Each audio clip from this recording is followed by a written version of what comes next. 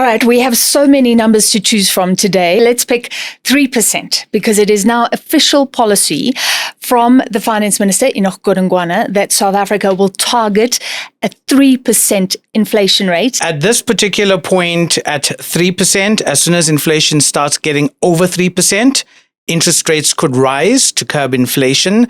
As usual, you're forgetting the poor, right? So they will benefit because if inflation is stable, that means the rate at which goods and services are rising is slower. It's lower than when inflation is out of control. Things are affordable only so far as I get a wage increase that's above 3%.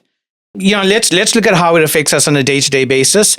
If I'm renting a house, in the past, under a 3 to 6% target, rental increases generally went up anywhere between 6 and 8%.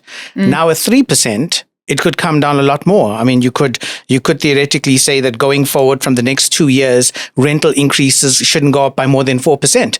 So I was following the reaction, and some of the politicians disagree with this. So let's look at why. To keep the costs down, to keep inflation down, sometimes the Reserve Bank will raise interest rates. That has the effect of meaning that you and I spend more on a home and a car or anything that you've bought on credit, and there's less money in our pockets to go and spend. So that has a dampening effect on the economy. Things start costing less because there are less buyers around. But the politicians are looking at that pain and saying, should we do this? Because it is pain, because you've got to pay more on things like your home and your car.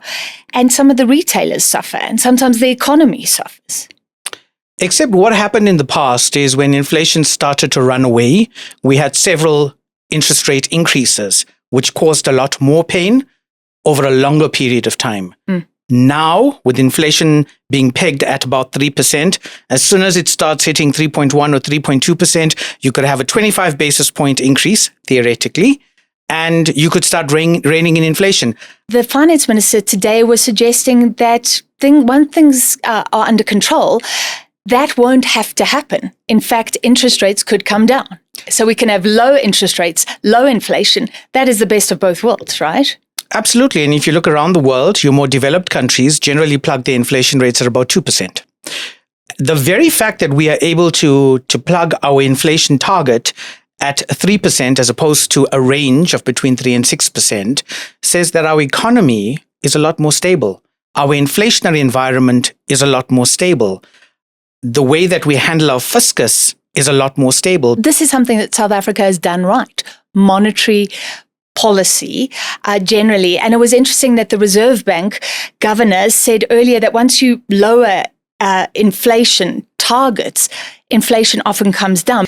All right, well, investors cheered. The rand has strengthened. The rand was amazing, wasn't it? I mean, a week ago it was sitting at 17 rand 50 and it's now 17.05. Yeah, and I hope all those people who are planning on going on an overseas holiday didn't buy their Forex in advance. All right, so one number that raises a myriad of questions. We will bring you more content on enca.com and catch ENCA on DSTV 403.